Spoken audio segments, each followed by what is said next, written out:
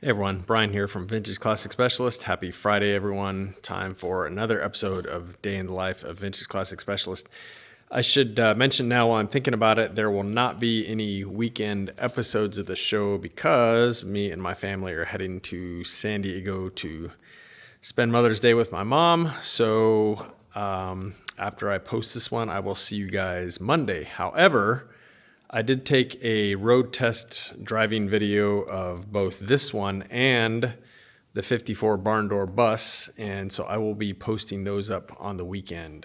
Maybe I'll do like one of them Saturday and one of them Sunday. They're short videos, a little bit longer than my usual driving videos. You'll see when I post them. But yeah, other than those, there won't be any day in the life videos until Monday.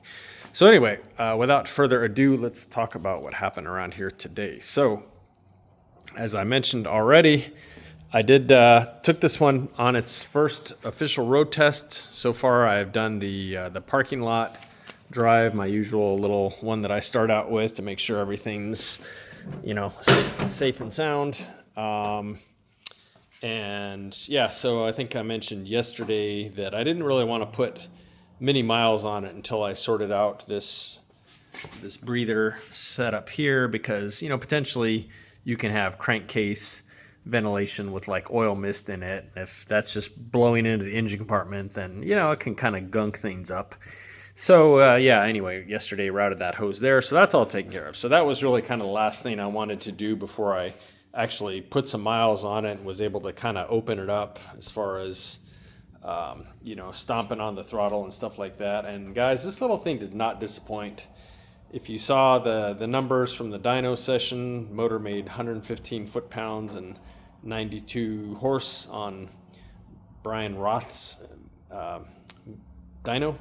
Anyway, and yeah, it feels incredible. And those cadrons just sound amazing. The Abarth style muffler sounds amazing. So yeah, I will, like I said, I'll post up the driving video of this car this weekend, and this car is super fun to drive. It may be even more fun to drive than I thought it would be, honestly. It really scoots. That motor has so much torque, and the torque curve is so flat. This thing would just pin you back in your seat like you probably wouldn't expect for a relatively mild build like this. Anyway, yeah, super fun. So other than that, I straightened out the steering wheel. I did an alignment on it the other day, and usually when I do the alignment, I can get the steering wheel pretty darn close just by eyeballing the wheels when I have the camber plates set up, or the toe plates.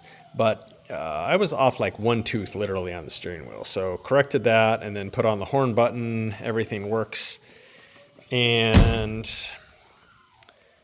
then I started putting in the radio. So if you saw the thumbnail, you know that this car has a radio now, and it's almost hooked up all the way. Guys, these RetroSound radios are awesome. I love everything about them except installing them. They are just, frankly, kind of a pain in the butt. Here, let me grab a light.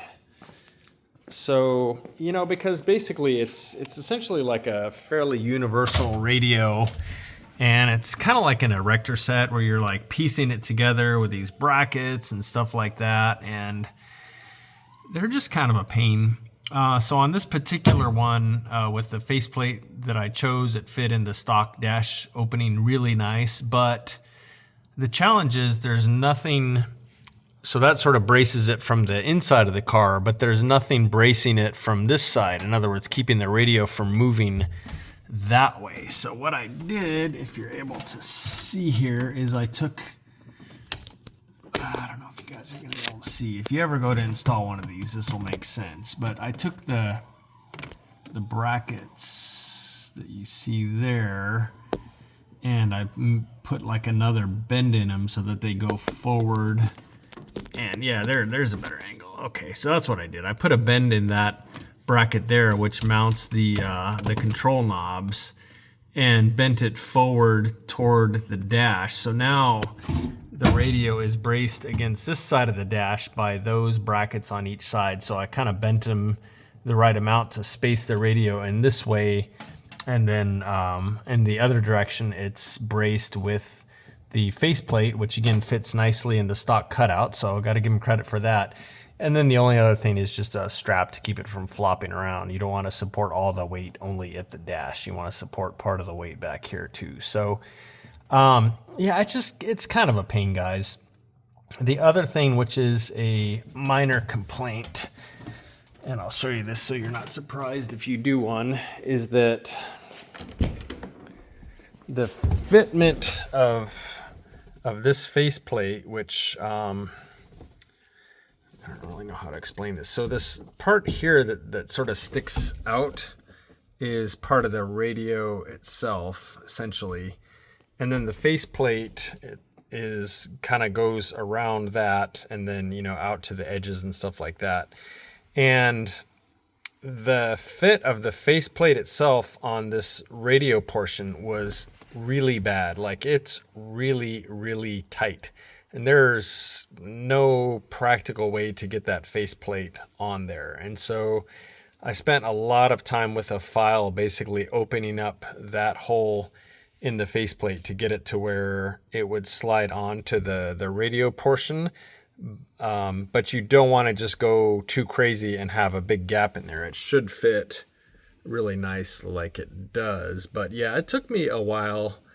Again, filing a little, test fitting, etc., just to get that fit right. So that's kind of annoying, but you know, it's not really the end of the world. It's part of why these radios take so long to put in, is because they've got all these faceplates and all these radios and all these knobs and stuff like that. And yeah, so sometimes the fitment is just not really ideal, or you have to get a little creative like I did on this one as far as kind of bracing the radio in there. So it's a very time-consuming job, guys. If you go to put one of these in, don't expect to be done in like, you know, half an hour or anything. It's like literally hours to do. The other thing I did was install the speaker here, the dash speaker. And so these speakers are cool because they are stereo. So it's got a big driver, like, I don't know, 6-inch or whatever. And then it's got two little like tweeters essentially. And so it is stereo in that it does have both left and right channels, but those two speakers are that far apart, so you're not really going to expecting any good, true, you know, like stereo separation. But it does allow you to just use the left and right channels from your radio. So in that sense, it is stereo, but again, it's not really going to sound like it. But it does fit in the stock location. It's a much more powerful speaker than, you know, like a stock regular single driver one, and it sounds pretty good, especially, you know, if you want to keep a car looking stock and you don't want speakers like in the back window area or the kick panels or anything like that. This is a really good alternative. We actually installed a fair number of these, and the sound is pretty good, and they maintain the stock look, at least from inside the car. So yeah, that went in. This is the other thing that was a little bit of a pain, only because, so this car, again, this is a 6-volt car, and RetroSound, the radios they make are all 12 volts. So that's where this comes in, which they started making relatively recently. It's a 6 to 12 volt DC to DC converter, and you see my hand there, guys? This thing is huge.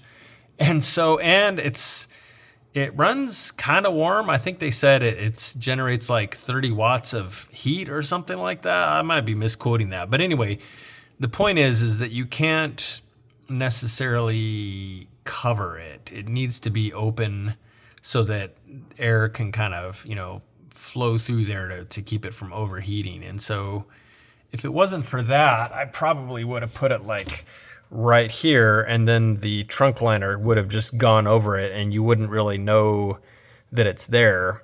So what I came up with was to put it over there, and then the trunk liner, I'll basically just cut like a rectangular opening in it, and it'll just be sitting there on the side, and it'll show, it'll be kind of sticking out through the trunk liner. So not really much else. I thought about putting it under the dash, but you can kind of see it depending on how you look, and you know, if the door's open and you're standing back, it's kind of there. So figured it would be better to have it in the trunk, and then if somebody has the trunk open, they'll see it off to the side there. But it seemed kind of better than having it like in the car under the dash, where you're just catching a glimpse of it, like every time you get in the car or whatever. No, we don't really want to do that. So that's where it went. Anyway, and I did get it mostly, well, I got it partially wired in, so run all the wires over here, and it's got, of course, a always hot lead.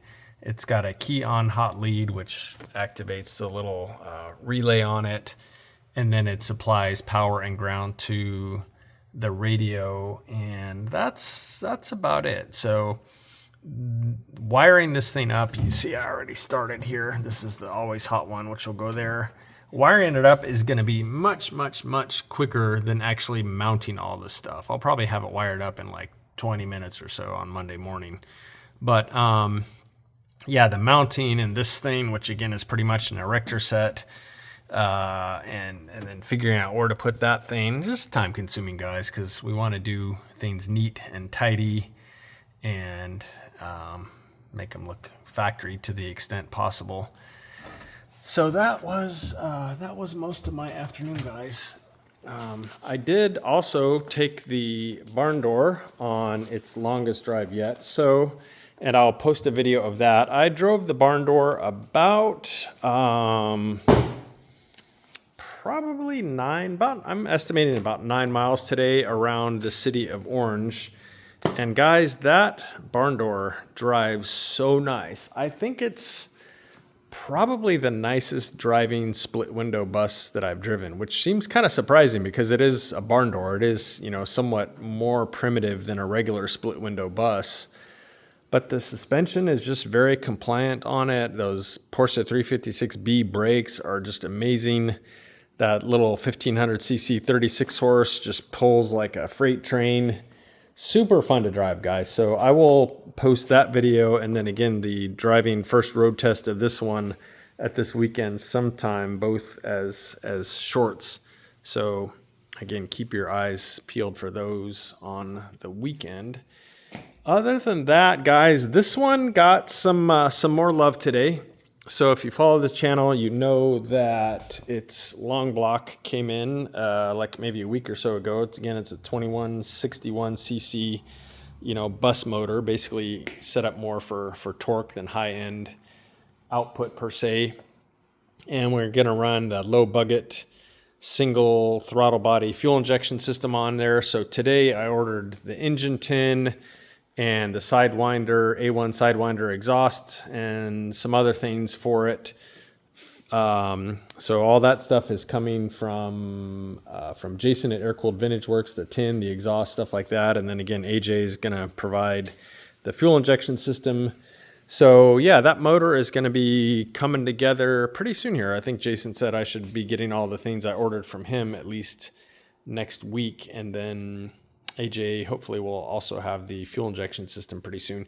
I did finally confirm with the owner that he does want air conditioning, so probably Monday I will go ahead and get the air conditioning set up for this thing on order, and yeah, get this baby going, get it on the road where it belongs, back to its family, so they can start creating some new fun memories with it.